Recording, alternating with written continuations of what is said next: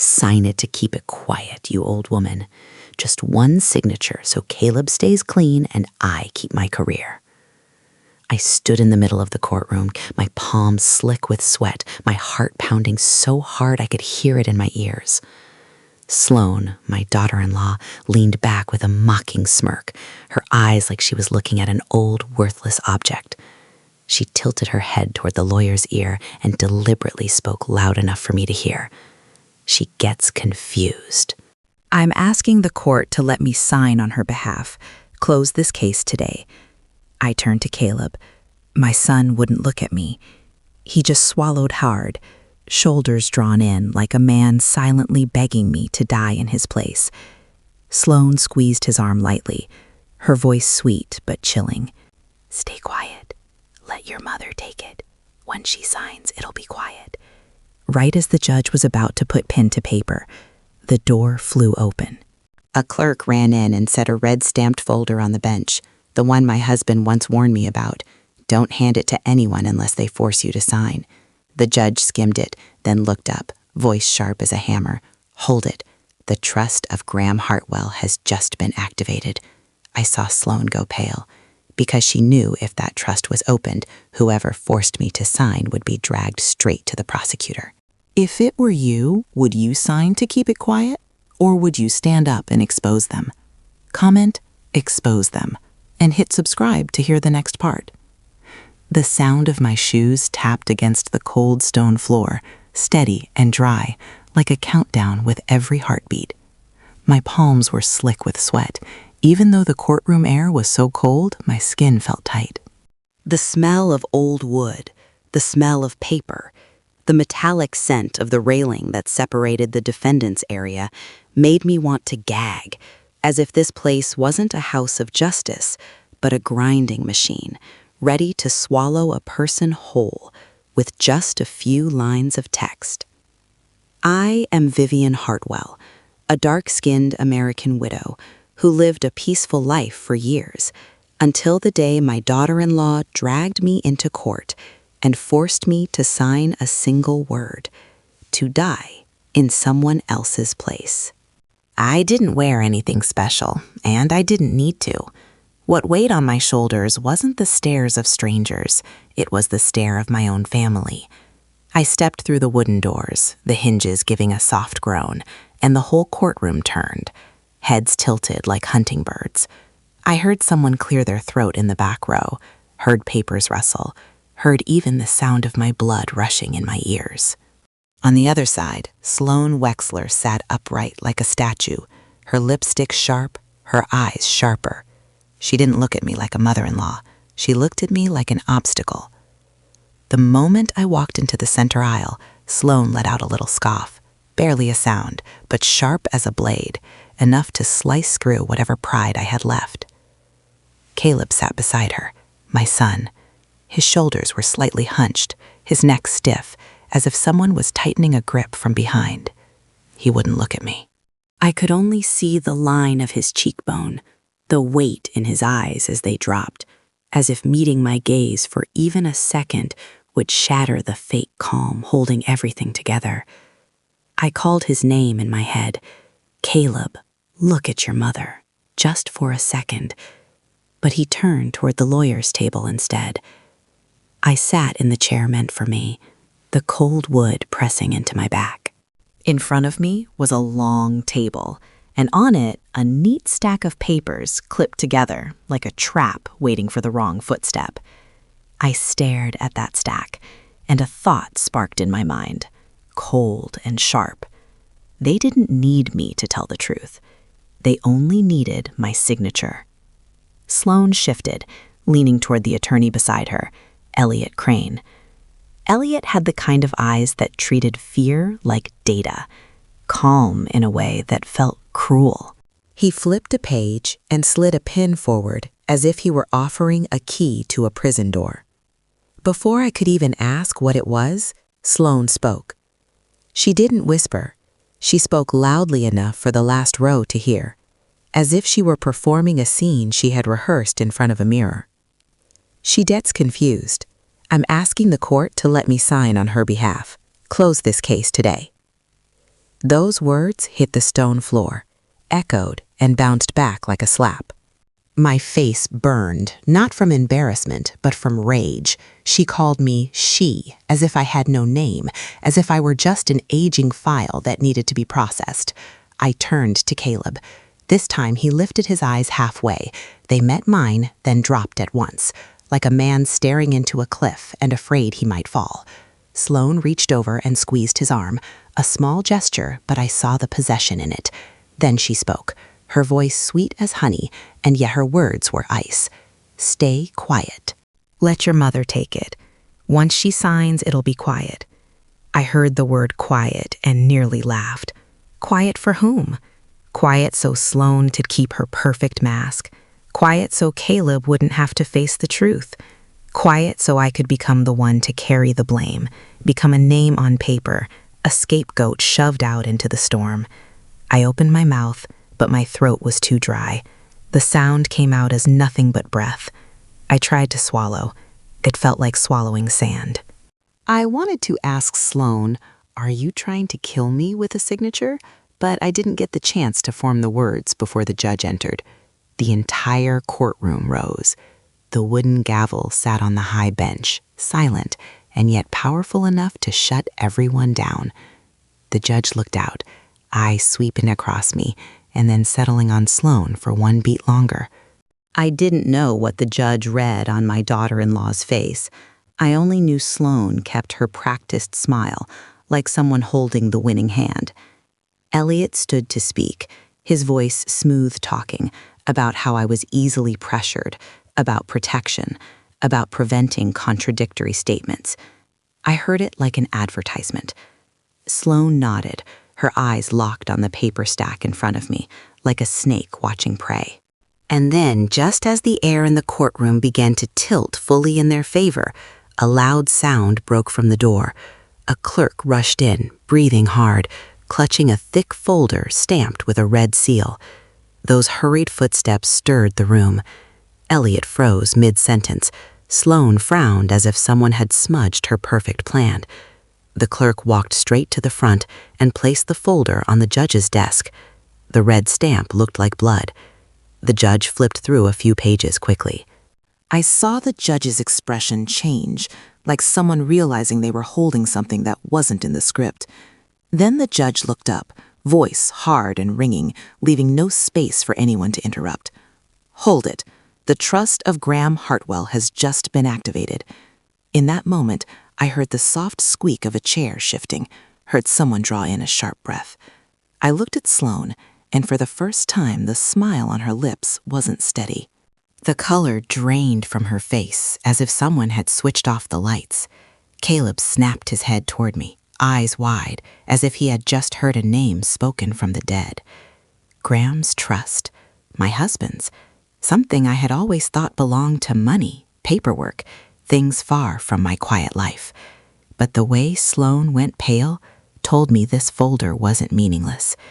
And the only question pounding in my head, so hard I could barely breathe, what was in that trust, and why did a single sentence from the judge terrify Sloan so much?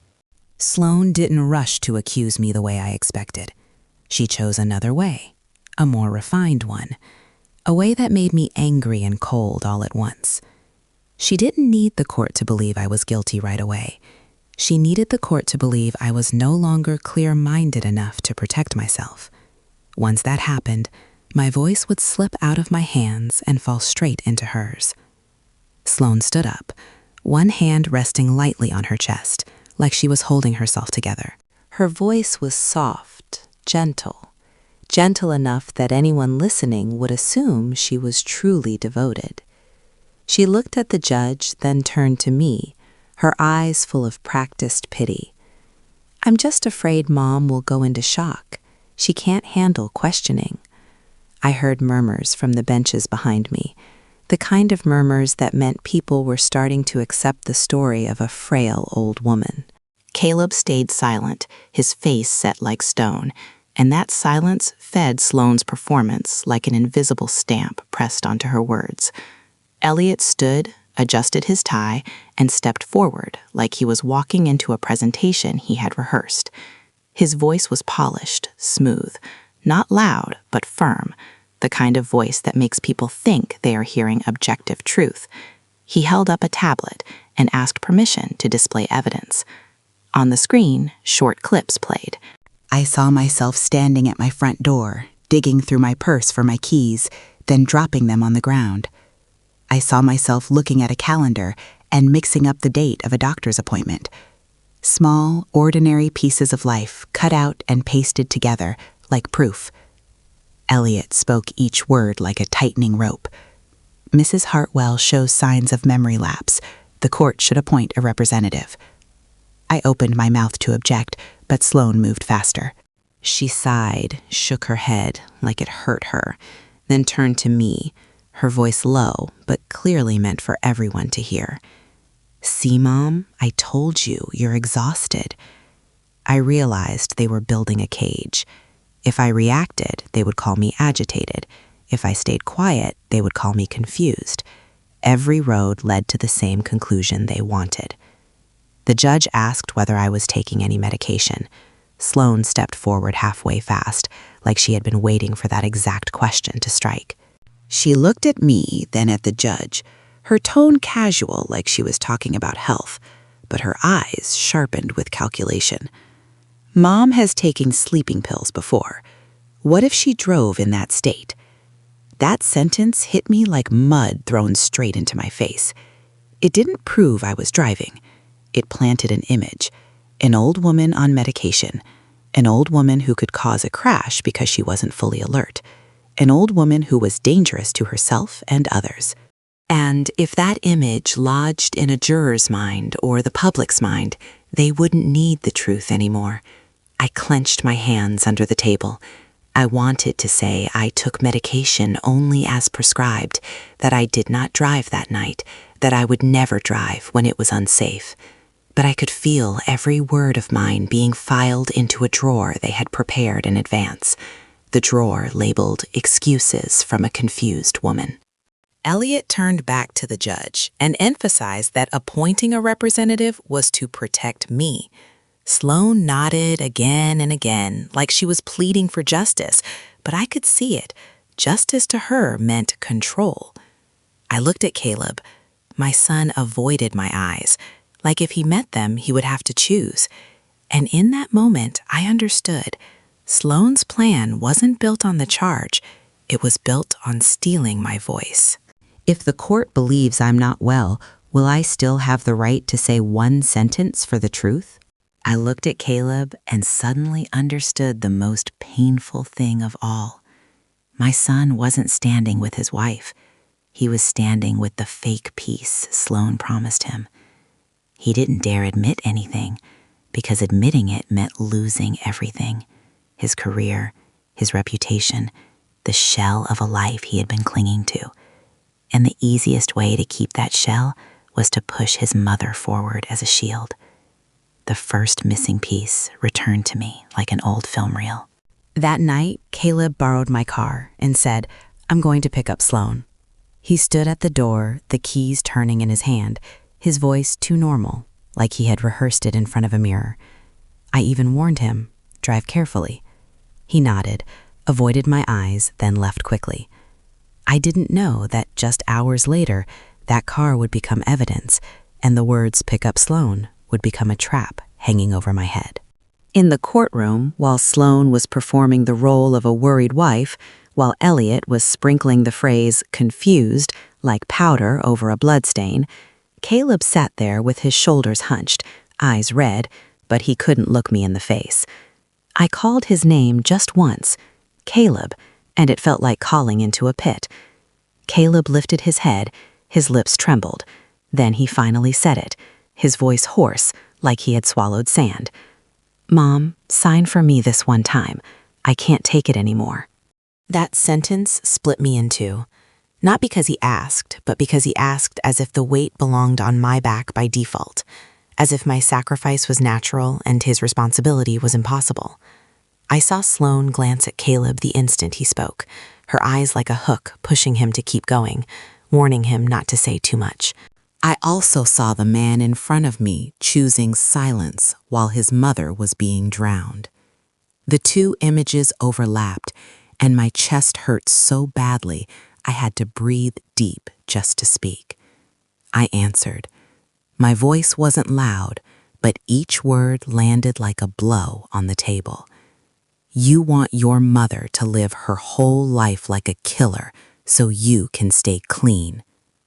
Caleb froze. I saw his eyes turn wet, no longer red from fear, but red from being named for what he was doing. He opened his mouth and closed it. He glanced at Sloan, and that glance told me more than any confession. It told me there was an invisible order tightening around my son's throat. Sloan tilted her head, her voice velvet soft but ice cold, poured straight into Caleb's ear. Don't make a scene. Your mom signs and it's over. Everyone gets to stay quiet. I saw Caleb swallow hard, like he was swallowing his own humiliation. He looked at me for one more second, then bowed his head. That bowed head told me my son was begging me to take the fall because he was afraid to stand upright. I heard the judge call my name, asking whether I agreed to let a representative sign for me.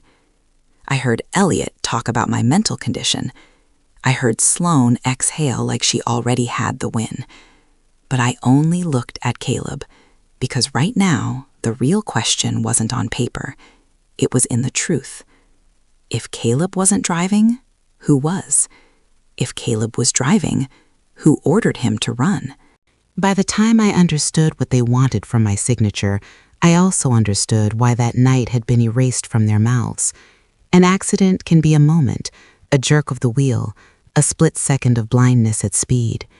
But running, and especially running when there is still a chance to save someone, is no longer an accident. It is a choice. I remember the cold feeling sliding down my spine when Caleb spoke in fragments about that night, as if each word were a shard of glass. My son borrowed my car and said he was going to pick up Sloan. I believed him because I always believed my child. When everything exploded, I finally pieced together what had been scattered. The squeal of brakes, streetlights streaking across the windshield, the frantic breathing inside the cabin. The car had stopped just for a few seconds, but long enough for conscience to speak. Caleb said, his voice hoarse, like his throat had been squeezed, that after the impact, the car went still, and they sat frozen. And then from the darkness outside, there was a sound, so small, so weak, that a person could pretend they didn't hear it if they wanted to keep living without carrying guilt. I pictured Caleb's hand trembling on the steering wheel, the other reaching for his phone. That was the instinct of someone who hadn't fully lost his humanity. I pictured him looking at Sloan, waiting for one sentence call, waiting for a spark of decency.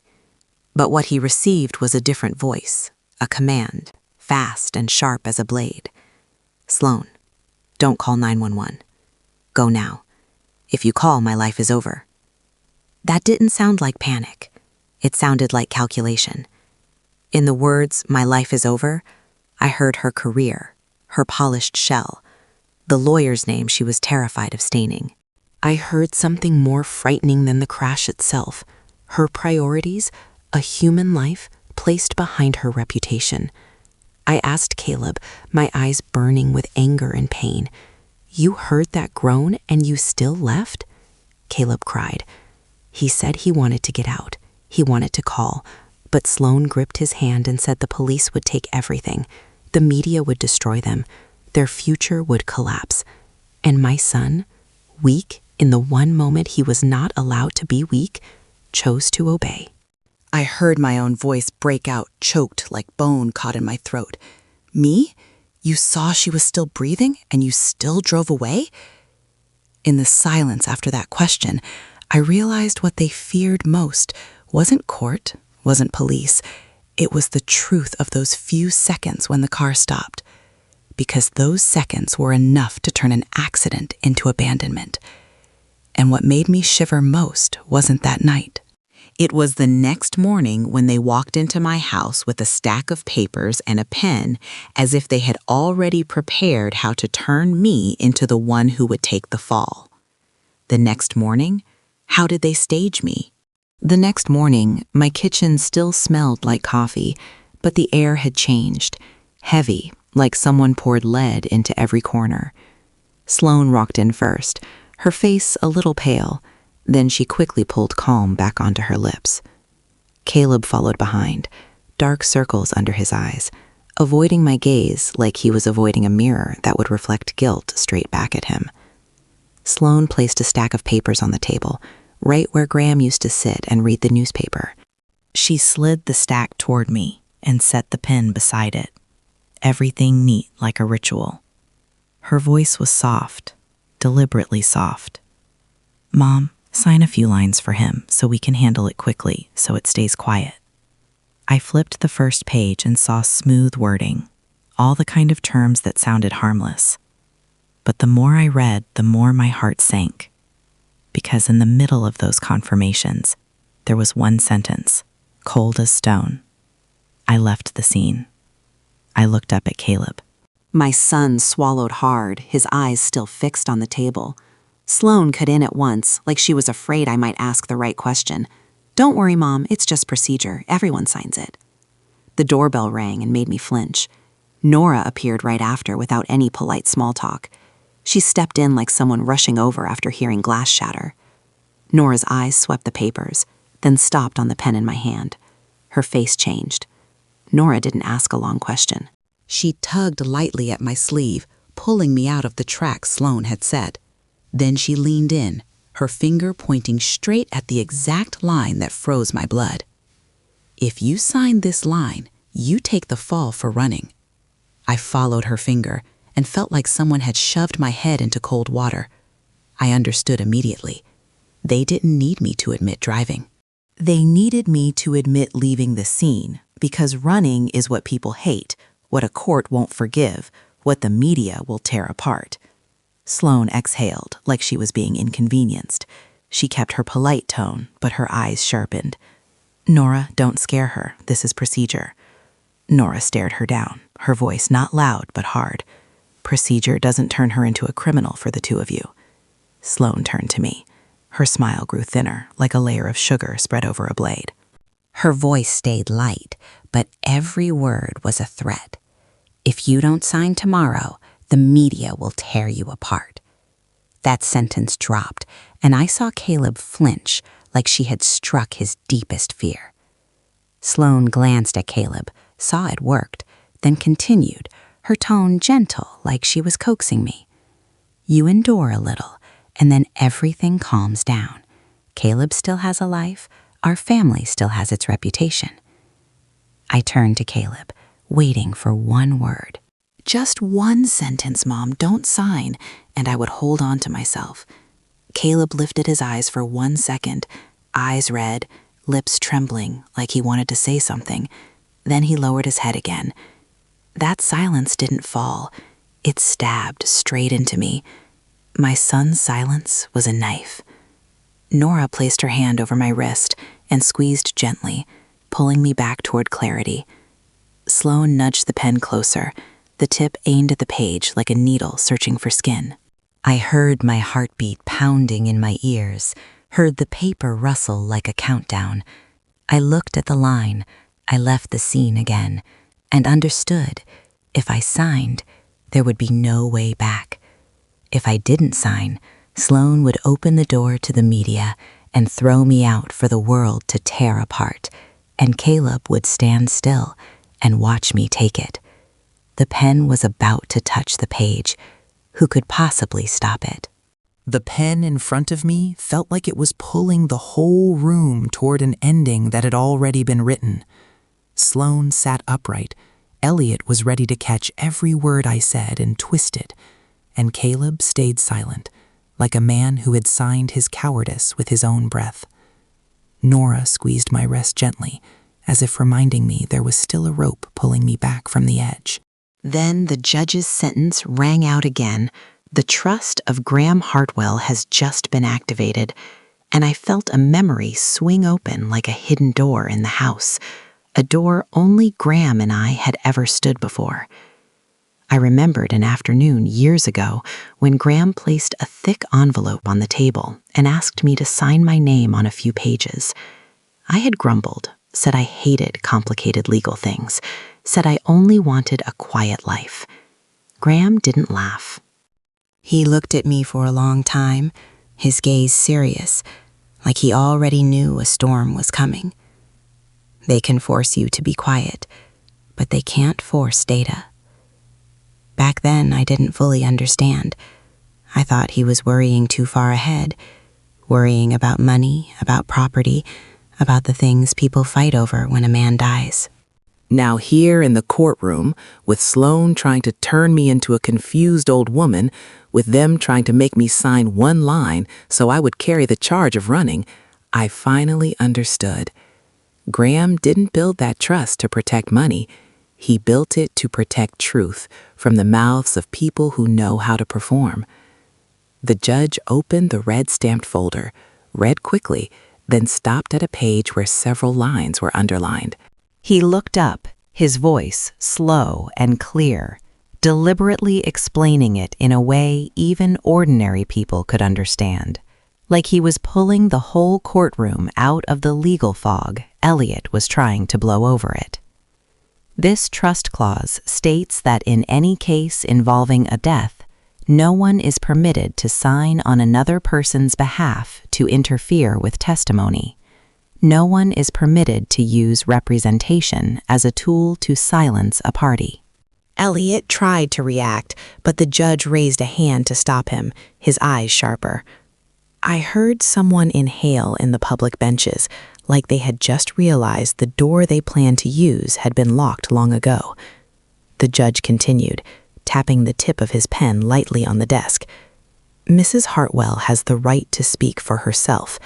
Any attempt to coerce, threaten, or manipulate her signature will be recorded and referred for review under investigative procedure. The word referred fell like an iron latch. I looked at Sloan, and this time the calm mask on her face couldn't hold. Her fingers twitched as if searching for something to steady herself. Her lips parted, then closed, like the lines she had rehearsed were suddenly stuck in her throat. I only wanted to protect the family. Her voice stuttered, far smaller than it had been when she ordered, "Don't call 911." I saw Elliot lean in close and whisper fast, like he was putting out a fire. Caleb lifted his head and looked at Sloan, eyes confused, as if it was the first time he had ever seen that woman lose control. I looked at Nora again. She didn't smile. She just gave the faintest nod, as if saying this was the reason Graham left that red stamp behind. A heat ran up my spine, pain because they had pushed me to the edge, and clarity because something finally stood on my side. But I also knew someone like Sloan wouldn't quit because of one clause. She had gone too far to turn back. If she couldn't sign for me, she would find another way, dirtier, faster, and with fewer fingerprints. If they can't sign in my place, what other trick do they still have to push me down? The trust clause felt like a shield that had just been raised in front of my chest, but a shield does not fight on its own. I understood that if I sat still and waited for the court to handle it, Sloan would find another path to bend the story back to her side. She was skilled at turning wrong into right, skilled at turning the victim into a burden, skilled at putting everything in someone else's mouth so she could wash her hands. I stood up. My back was straighter than I expected. I looked straight at the judge, then at Sloan, and I heard my own voice ring out clear, like metal striking stone. This isn't protection. This is testimony manipulation. A ripple of murmurs ran through the courtroom. Elliot's brow tightened instantly, as if I had used a forbidden word. Sloan blinked, then let that thin smile return, but this time it lacked certainty. I saw her glance at Caleb, like she was checking whether my son was still in her grip. The judge asked what I was basing that on. I answered that from the first minute they had asked to sign for me, from the next morning they had brought papers to my house, placed a pen in my hand, forced me toward the line. I left the scene.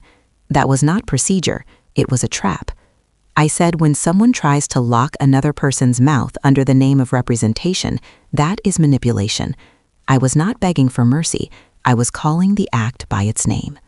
Sloane shot up so fast, her chair snapped out a harsh sound. She whipped toward me, her voice higher, sharper, like scissors cutting straight into my instinct as a mother. "You want Caleb in prison? Stop being so selfish." That sentence hit the softest point in me, exactly the way she intended. I heard people inhale, because everyone knows a question like that makes a mother shrink back. Caleb lowered his head, shoulders caving in like he was waiting for me to take it back. Elliot stood beside Sloane and didn't stop her because he understood this was the best strike, an attack made of guilt. I looked at Caleb. I saw fear in his eyes, fear of losing everything, and deeper than that, fear of admitting he had chosen his mother as a shield. I also saw something else, a spark, as small as ember, the spark of shame. That spark told me my son wasn't gone. He was trapped inside the fear Sloane had built around him. I turned back to Sloane. I didn't dodge her question. I answered with the thing she hated most, naked truth. Selfish is making your mother die in your place so you can stay clean. Sloane flinched like her mask had been ripped off in front of the room. She opened her mouth to strike back, then switched to a trembling, tearful tone, the voice of a wife in despair, using tears to turn me into the cruel one. Do you have any idea what your son has been through? Do you have any idea what pressure Caleb is under? Do you know if this blows up, his life is over? I saw the judge watching Sloane longer now, maybe noticing how smoothly her voice shifted. But Elliot stepped in at once, saying this was an emotional accusation, that I was agitated, that I had been prescribed sleeping pills, that my memory might not be reliable. He tried to shove me back into the label of a confused old woman by repeating it through his careful phrasing. I heard exactly what Elliot meant. If I didn't produce something concrete, the court could treat my words like an outburst. Sloane knew that too, so she steadied herself again, folded her arms, and watched me like she was waiting for me to trip. Caleb stayed silent, and his silence still hurt, but I was done letting it steer my decisions. I drew a breath and looked down at the trust file on the judge's desk, then over at Nora in the benches. Nora's eyes reminded me of what Graham had once said. Data will speak when a mouth is forced shut. What proof did I have? Or was I only the voice of a confused old woman? I stood still for a few seconds, long enough for the whole courtroom to hear the silence vibrating inside my bones. Elliot wanted to turn my words into emotion. Sloane wanted to turn me into a confused old woman acting out of motherly love. I looked at Nora, then straight at the judge, and I understood this was the moment Graham had prepared me for. I reached into my handbag and took out a thin envelope, its edge worn from being hidden deep in a drawer for too long. The red seal on it matched the red seal on the trust folder that had just been activated. I placed it on the table in front of me, right in the center of everyone's gaze. I spoke slowly, each word firm as a nail. My husband told me only hand this over when they force me to sign. Elliot shifted as if he wanted to cut in, but the judge signaled for me to continue. I opened the envelope and pulled out a small USB drive and a sealed verification sheet bearing Graham's signature and a notary's. My heart pounded, but this time I wasn't shaking from fear. I was shaking because the truth was about to step out on its own. Nora stood and asked permission to assist in presenting it. The judge nodded. A court staffer took the USB and plugged it into the system. The front screen lit up, showing folders of data, vehicle logs, driver seat settings, Bluetooth location timestamps. The prosecutor rose as well, voice crisp, requesting to review everything according to procedure. When the prosecutor spoke, I saw Sloane's color begin to shift, like she had just walked into a room that locks from the outside. The first data set displayed was the driver's seat profile. The numbers for distance, height, recline angle were stored under the car's user record. A technician read quickly, then looked toward Caleb. The seat settings matched Caleb's height and driving habits. They did not match mine. Caleb went pale. His lips parted like he wanted to speak, then closed again. I looked at my son and saw his eyes redden for real for the first time. Not red from fear of losing his reputation, but red from being stripped bare. Next came Bluetooth. The screen showed the device name clearly, Caleb's iPhone, paired to the vehicle at the exact time window of the crash. A timeline ran across the screen like an EKG line.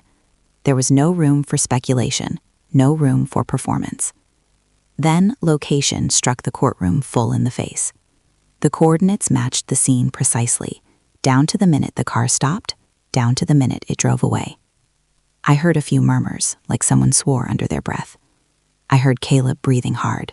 I heard Sloane's fingernails scrape lightly across the tabletop. The prosecutor took one step forward and looked straight at the judge. The driver was Caleb Hartwell. Those words dropped like a sledgehammer. Elliot jumped up to object, talking about devices being planted, about data being altered, but his voice had lost its strength. The judge didn't look at Elliot. The judge looked at Caleb, then looked at Sloane. In that moment, Sloane tried to smile, but it twisted. She turned toward Caleb like she was searching for an anchor, but Caleb didn't look at her anymore. The judge struck the gavel, voice cold and clear. "Hand over your phone, Miss Wexler." Sloane yanked her hand toward her handbag, moving fast, like someone protecting her life. 2 court officers stepped in immediately. Sloane backed away, her eyes wide, and this time it wasn't an act. This was real panic. "Wait, I have rights. Let go," a court officer barked, his hand closing around her wrist. Sloane struggled, trying to keep her phone, like she was gripping a secret that could kill her. Elliot called her name. Caleb stood frozen. I watched it all with a chill running down my spine, because I understood that phone held something worse than covering up. And as Sloane was restrained and forced to surrender the phone, she whipped her head toward me, her gaze like it wanted to burn me into ash. What was on that phone that made Sloane panic like this? The phone lay on the table like a heart ripped out in front of everyone, and Sloane stood there, no longer able to perform.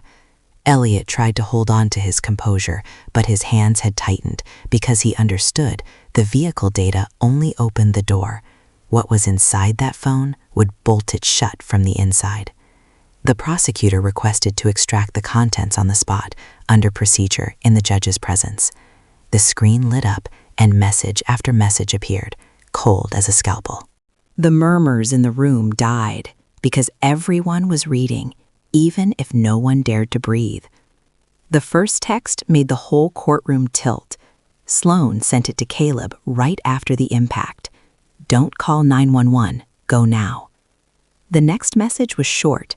No question mark, no hesitation. Delete history, delete location. Then another line, like a nail driven through intent. "Let your mom sign, she gets confused." I stared at those words, and my throat closed. I had heard her voice in my memory. I had guessed she was the one giving orders, but seeing it as text, clear time-stamped, traceable, felt like being slapped all over again. Caleb jolted like the blood had drained from him, and this time he couldn't hide behind silence. The prosecutor rose, voice firm, each word landing hard. This is instruction to conceal and obstruction of an investigation. The judge held Sloane's gaze, and his eyes shifted from doubt to certainty. He ordered the record made, the phone sealed, and the file referred to the prosecutor's office for expanded investigation. Elliot tried to object, but his words tripped over the messages on the screen. Sloane suddenly screamed, the sound sharp and off like a cord snapping. "It's all because of you. If you had signed from the start, it would have stayed quiet."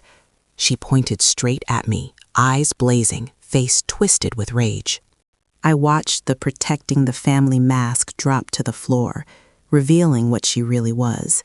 Someone who believed a human life and the law could both be bent, as long as she stayed standing in society. She thrashed as the court officers moved closer, her mouth still spitting poison. "You wanted him to die too, didn't you? Are you satisfied now? You've won." Caleb broke down crying. The sobs were heavy and rough, like a man dragged out of hiding and thrown into the light. He stepped forward halfway, then dropped to his knees, both hands gripping his head. When he looked up at me, his eyes weren't pleading anymore. They were confessing. "I was going to let you take it for me." That sentence stabbed through me, but I didn't fall this time. I looked at my son and saw weakness, saw cowardice, but I also saw a crack wide enough for light to get in. Caleb turned toward Sloan, staring at her like a stranger, then turned to the judge, voice breaking. "I drove, I panicked, I stopped. I heard a groan. I reached for my phone, and she told me to go. She told me to delete everything." Sloan let out a bitter little laugh, but it shook like she was laughing to keep from collapsing. Elliot stepped back half a pace, and I knew he was already calculating his exit. The judge struck the gavel, ordered the room to settle, then announced the court would recess to evaluate the scope of conduct along with prosecution recommendations for obstruction, evidence concealment, and conspiracy to force a proxy signature. I sat down, my hands still trembling, but my head held high. I knew they could no longer call me a confused old woman because the data had spoken for me, and it spoke in a voice no one could twist. How will the court sentence this so that everyone pays? When the court came back from deliberation, I saw Sloan sitting like a statue with its soul pulled out. Elliot had stopped whispering. He lowered his head and gathered his papers like a man who knew he had just lost control of a case he thought he had already won. Caleb sat a few steps away from me, eyes swollen red, hands clasped together, like he was trying to hold on to the last thing he had left, a shred of himself. The judge entered. His voice was cold and clear, each sentence like a hammer on stone. He said the court had considered the vehicle data, the phone data, and the organized chain of conduct meant to conceal, obstruct, and force a proxy signature from me. As he named each act for what it was, I felt something crack inside me, like my habit of taking the fall had finally been broken. He looked straight at Sloan with no softness left. "Miss Sloan Wexler." Sloan lifted her head. Her lips moved like she wanted to perform one more time, but this time, no one looked at her with pity. The judge read her sentence precisely, each item like a stamp on the career she had used to threaten other people. 4 years in prison, 48 months for obstruction of an investigation, evidence tampering, and conspiracy to manipulate testimony. A $50,000 fine and 2 years of probation after release. Disbarment, her law license revoked. $300,000 in restitution to the victim's family. Sloan sprang up like she had been shocked, but the court officers held her.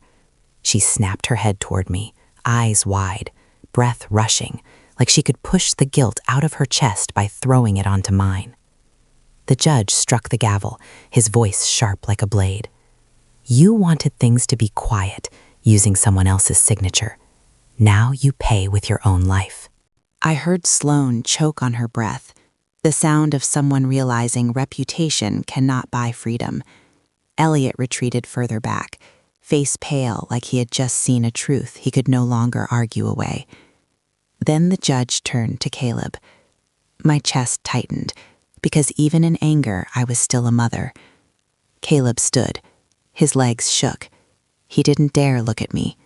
He stared at the floor, like a man about to accept what he had tried to escape by pushing his mother forward. The judge read my son's sentence, clearly painful enough to carve into memory. 7 years in prison for causing a death through reckless driving and fleeing the scene. A 10-year driver's license revocation, a $20,000 fine, and 500 hours of community service. The prosecutor rose, voice not loud, but hard as metal. An accident can be a moment, but running is a choice. Caleb broke down crying. The sound cut into me, but I didn't step forward to hold him the way I always had. I stayed where I was, letting my son feel the distance he had created when he chose silence. I looked into his eyes, and for the first time in my life, I did not save him from consequences. When the judge declared me cleared, my whole body felt lighter, but the pain was still there. Pain because a girl had died. Pain because my family had dragged itself down. I turned to Sloane one last time, and I knew she had lost what she feared most, her career and her power to control others. I said it, my voice calm, but every word like a nail driven into my own heart, so I would never return to the same path. Keeping things quiet for my son is my grave. I won't do it anymore. I walked out of the courtroom with Nora. I told her I would start the Hartwell Light Fund to help people forced to sign, forced to confess, turned into shields for someone else. Nora nodded, her eyes wet, like Graham was standing somewhere watching me, finally stand where I belonged. That afternoon, I went to lay flowers for the victim. I stood at her marker and read her name slowly. My throat tightened when I thought about the moment the car had stopped, the moment there was still a breath, the moment all it would have taken was one call.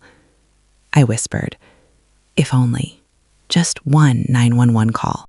And the moment I turned to leave, my phone buzzed with a text from an unknown number. Only one sentence. You think the court ending means it's over? From that day on, I understood one thing. Justice may arrive late, but it always remembers the way home. And a mother's signature, if placed in the wrong spot, can become the headstone that buries her alive for the rest of her life.